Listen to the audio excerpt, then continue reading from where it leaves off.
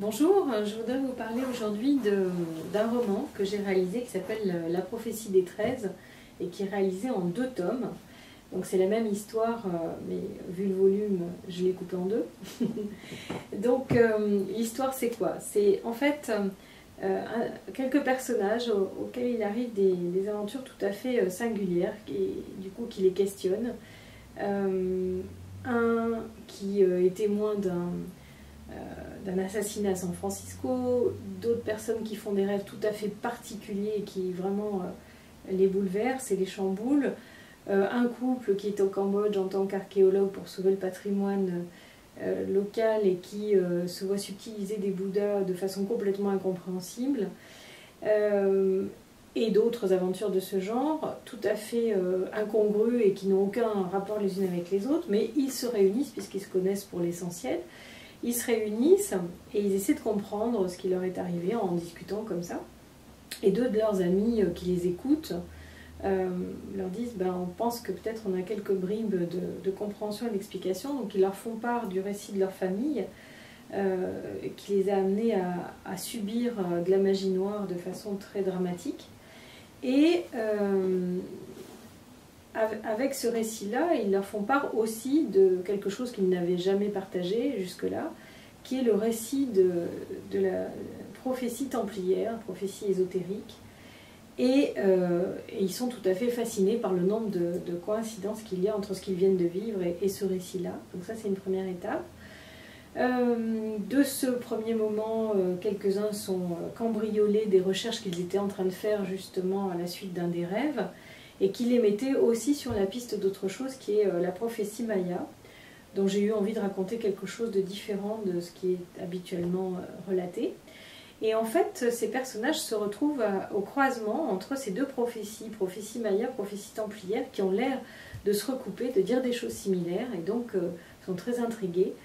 Et donc ils vont vivre plein d'aventures pour essayer de rassembler les indices, les éléments. Ça leur fait vivre des choses un peu difficiles partout dans le monde, au Mexique, en France et dans des tas d'autres endroits. Et au fur et à mesure qu'ils collectent et qu'ils rassemblent des éléments qui leur sont utiles pour comprendre ce qui se passe et puis à quoi ça sert qu'ils aient ces éléments-là, ils se rendent compte qu'ils sont face à des forces maléfiques qui sont administrées par un homme, Saruman, qui a de nombreux pouvoirs et de nombreux talents, mais maléficiés, en tout cas pas orientés pour le bien de l'humanité. Et ils prennent conscience tout au long de ce tome, de petit à petit, mais qu'est-ce que ça vient faire dans nos vies, puisqu'ils ont a priori des vies un peu normales, et qui se retrouvent propulsés dans des endroits et des missions un peu bizarres. Et à la fin de l'ouvrage, à la fin du tome 1, ils prennent conscience des missions qu'ils ont à assumer. Et dans le tome 2, en fait, apparaissent, ils manifestent donc leur mission, donc ils se retrouvent dans des missions nationales, voire mondiales. Donc une personne qui va être en charge de la présidence de la République et qui, première chose qu'elle fait, c'est qu'elle décide de nommer un coprésident. Donc déjà, c'est un mode de gouvernance innovant. Une autre personne qui, de par ses visions répétées, se retrouve à aller de plus en plus vers la papauté, donc le côté spirituel après le côté politique. Une autre personne qui est en charge de faire advenir la paix dans le monde. Et puis restait l'aspect économique qui n'était pas tellement pris en charge, mais ils trouvaient qu'ils avaient déjà bien assez de travail comme ça. Et finalement, des éléments leur arrivent et ils se retrouvent comme ayant la mission de découvrir et de trouver enfin le trésor des Templiers. Trésor dont ils découvrent qu'il n'est pas d'une seule nature, qu'il est aussi bien des pièces et un vrai trésor qui vont leur permettre d'avoir les subsides pour réaliser leur transformation du monde auquel ils sont conviés. Mais aussi un trésor qui sera davantage spirituel et un trésor qui serait de l'ordre de révéler un petit peu l'âme de l'humanité. Et donc, chemin faisant, ils essaient comme ils peuvent de mener à bien leur mission, auquel leur vie jusqu'ici ne les avait pas forcément préparés.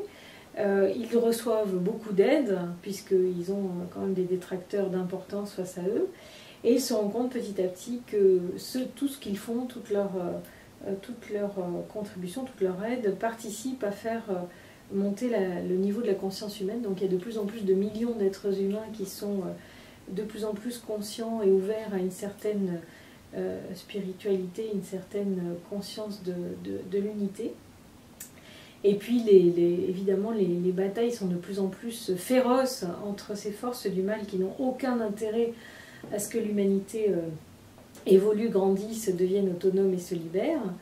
Et il y a tout un cocktail complètement fou d'événements qui se passent, que je vous laisserai découvrir, qui participent à permettre à ce que des sites s'illuminent, enfin qu'il y ait une énergie de la Terre qui vienne illuminer des sites au service du réveil des mentalités et des consciences humaines pour arriver finalement, après des choses un peu terribles, au réveil et à l'éveil de l'humanité.